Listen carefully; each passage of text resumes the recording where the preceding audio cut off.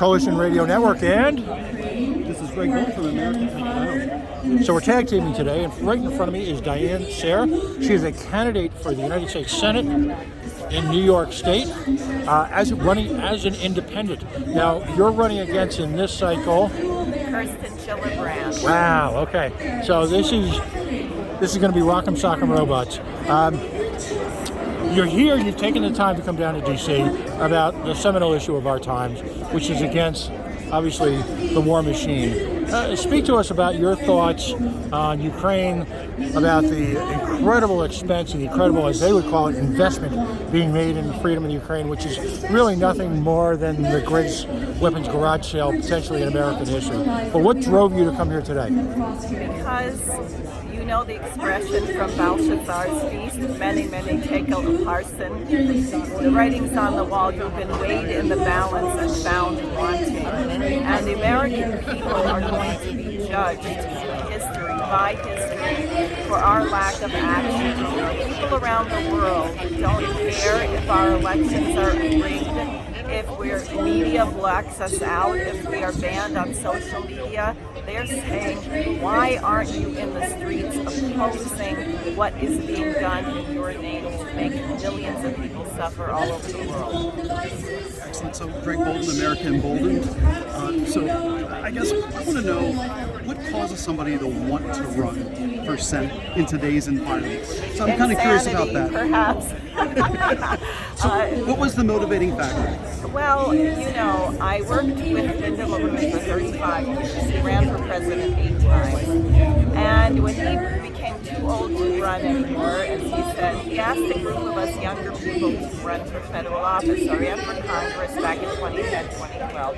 And the whole point, he said, was leadership. That you have to create a presidential platform of leadership of which way the nation has to go. And I think our nation is so lacking in leadership, and we tend to have an ideology that leadership means I'm better than everyone else. That is not leadership. Leadership is the quality of inspiration. We should have thousands of people running for office who are qualified, but we don't.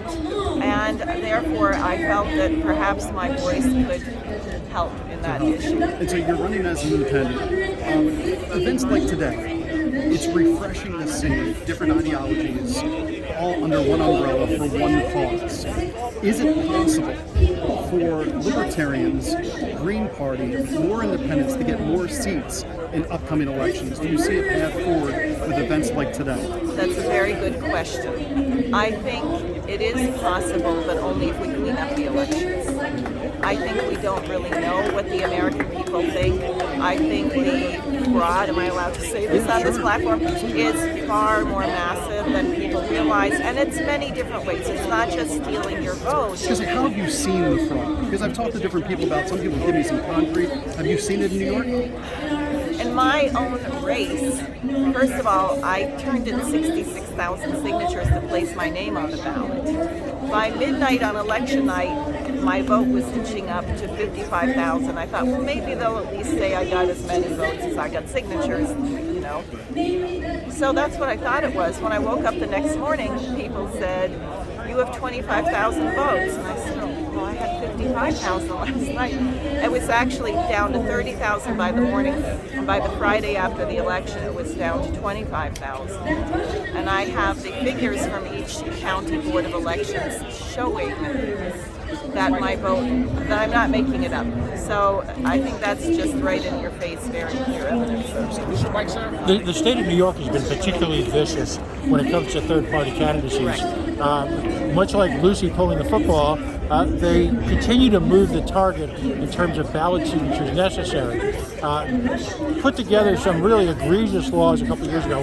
They were thrown out in court, and then incredibly enough, I believe it's a budget amendment, they readjusted the numbers so that they couldn't be under attack from a court. Speak to the logistics of just simply getting on the ballot as an American in an American state for a federal position. Sure. First of all, in the state of New York, it was already extremely difficult because if you were running in a statewide race for any party or independent, the requirement was 15,000 signatures, but not over 6 months, in 6 weeks. Right. And many people were unable to do that, like John McCain, running for president with the whole Republican Party behind him, could not get on the ballot. He had to go to court.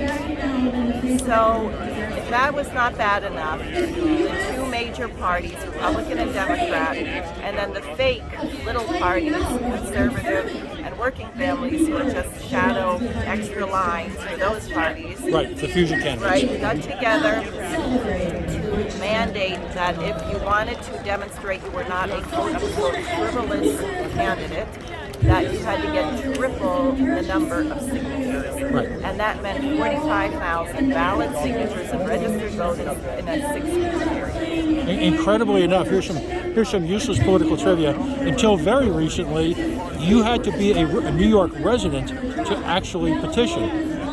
My name, Pat Ford. I was actually the first person in New York State history to be an out-of-stater allowed to actually gather petitions in Albany at a flower festival, which we sat out for hours and hours trying to just.